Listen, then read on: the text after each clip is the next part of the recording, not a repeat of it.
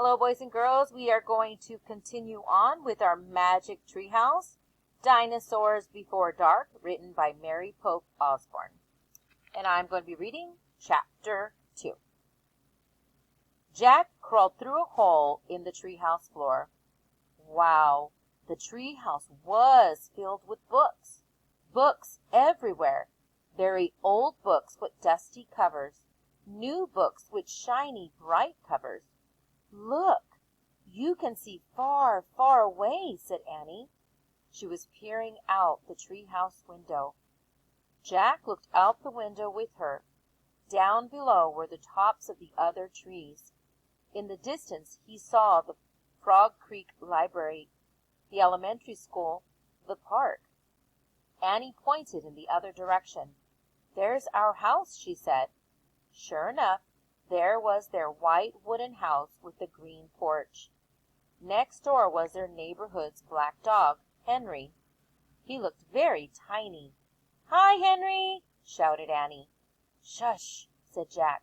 "We're not supposed to be up here." He glanced around the treehouse again.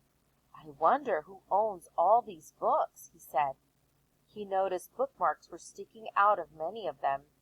"I like this one," said Annie.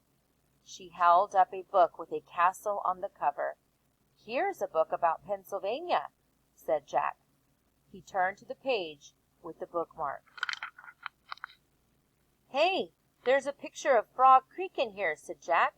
"It's a picture of these woods." "Oh, here's a book for you," said Annie. She held up a book about dinosaurs.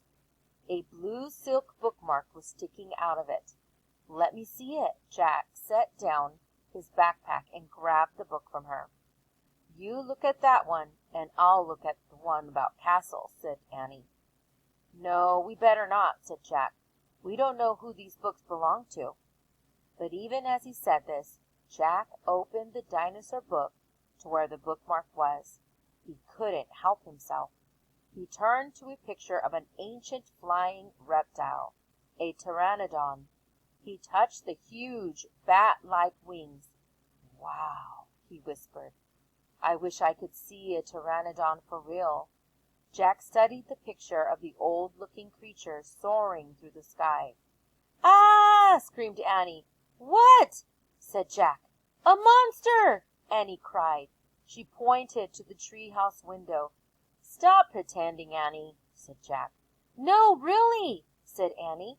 "Jack, look out the window." A giant creature was gliding above the treetops. He had a long, weird crest on the back of his head, a skinny beak, and huge bat-like wings.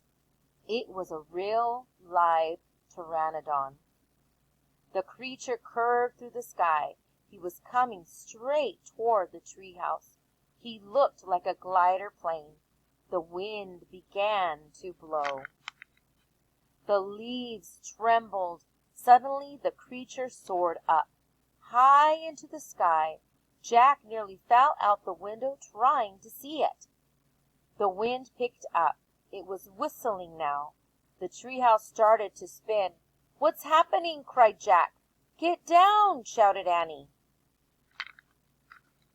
She pulled him from the back window. The treehouse was spinning faster and faster. Jack squeezed his eyes shut. He held on to Annie. Then everything was still. Absolutely still. Jack opened his eyes. Sunlight slanted through the window. There was Annie, the books, his backpack. The treehouse was still high up in an oak tree, but it wasn't the same oak tree. That was Chapter 2.